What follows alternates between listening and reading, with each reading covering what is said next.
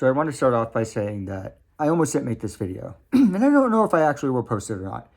But based off my experiences, there was a lot of things that kind of bothered me when I went to Havasu Falls that I felt like deserved attention. And I almost put it in my other videos, but I wanted to keep those kind of short and sweet. So I decided to kind of put my thoughts into this video. So just keep in mind that these are my thoughts, these are my opinions. Take that for what it is, but if you're looking to coming to Havasu Falls and you've never done a backpacking trip before, unpopular opinion, I don't think this should be your first one. And there's several reasons for that. On one hand, this seems like the perfect place to go backpacking for the first time. You have all the amenities, you have a store, you have mules, you can even take a helicopter ride. Well, I guess that's almost like the perfect reason why this should be your first backpacking trip. But hear me out. There's very, very good reasons why this shouldn't be your first trip. For starters, it's a 10-mile hike. And I don't know, depending on your skill level, if you've hiked before, it's a 10-mile hike in the Grand Canyon with weight on your back. And if you've never backpacked before, there's a big difference between just going on a day hike and packing around all your equipment. It usually takes a couple trips for your body to kind of get accustomed to the weight. And I don't want you to go on this hike and get to your destination and just be completely miserable. I mean, you want to have fun. And the second reason is kind of in line with that. The biggest mistake first-time backpackers make is they pack too much. They pack way too much, so their pack is super heavy, and which just compounds the problem if you've never backpacked before. So, I mean, that's an issue too. And it usually takes a couple trips to kind of narrow that down. My third reason is it's the Grand Canyon. It's ruthless, it's unforgiving, it's hot, it's extreme. The heat is something that shouldn't be taken lightly. More people die of heat than any other weather-related cause. And it's scary. It's downright scary. And every year, people get hurt or die on this trail, and it needs to be taken seriously. And it helps to have some experience to try to avoid the things that you can get in trouble with. Which leads me to my fourth reason. I watched so many people come to Havasu Falls that had no business coming to Havasu Falls. They were completely unprepared with what they were getting into. I watched one person pretty much breaking down after a mile down the trail.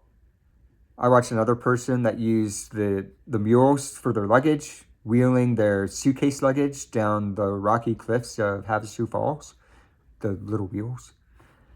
I know trail running is a thing. I didn't know backpack running was a thing. I watched people running down the switchbacks with full packs. I don't know if they were trying to set a new trend. It didn't look like they were trying to set a new trend. But the scariest thing that I encountered was the first night that we stayed at Havasu Falls. It was just after dinner. There was a commotion behind our campsite. And behind our campsite, there was like a line of brush. And there was a trail that went back there. And there was this commotion. I look back there and I see a ball of flame running down the trail behind us. And the person carrying this ball of flame put it on the ground. And I was trying to look through the brush, trying to see what was going on. And I noticed that it was a stove that was on fire. And the guy put it down and he took off back to camp. And around this time, another person came by with a small container of water. And by the time I realized what they were trying to do, I tried to tell them not to do that, but they threw the water on the fire. And if you don't know, the container fuel that is used for backpacking stoves are lighter than water. So they spread the fire. Luckily, it didn't spread into any of the vegetation. But at this point, I tried to run around the brush to kind of get a better look at what was going on. And when I rounded the brush and I was walking up to the stove that was spewing gas and this huge ball of flame, when I was about 10 feet from it, it blew up. At that point, the fire went out because all the fuel had burned out, but it blew up like a bomb. And around that time, the guy was coming down the trail from the other way, And I struck up a conversation with him trying to figure out like what happened.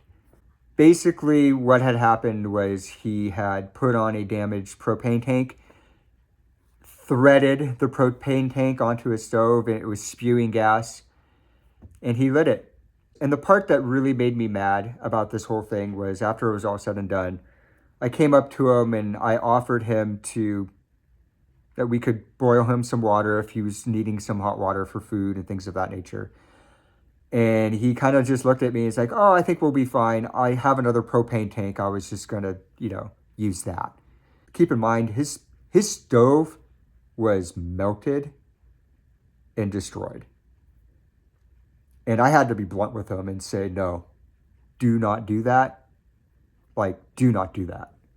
It kind of pissed me off because I almost got seriously hurt and someone else could have gotten seriously hurt. I guess the reason why I wanted to make this video and why I stress so much is because when I was down there, not only of these situations, but people just left a lot of garbage. Like they would leave like piles of garbage at the ranger station. And when I went by the ranger station, I saw a couple dozen garbage bags full of just stuff that people left behind. People were leaving behind shoes, boots, tents, tarps, fuel containers, food, just dumping it there because they didn't want to pack it out on their way out because they overpacked. This is such a beautiful place, and it's a privilege to come here. And I don't want that privilege to be taken away. There's another place that's in Arizona that I really want to go to called Grand Falls. It's also known as Chocolate Falls. And it was shut down because people didn't respect the place. People misused it. They left trash, and it's sad. And I don't want to see that happen here.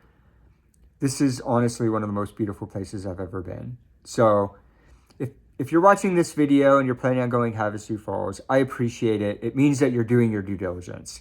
And I don't mean to rant too much, but I would hate to see this place be taken away as someplace that we can come visit because it's their land. It's their home. And we have to respect it. So thank you for listening to my rant. I mean, take it for what it is. It's my opinion. It's based off of what I saw on the several times I've been down to Havasu. So thanks for watching my rant. I appreciate it. And we'll see you in the next one.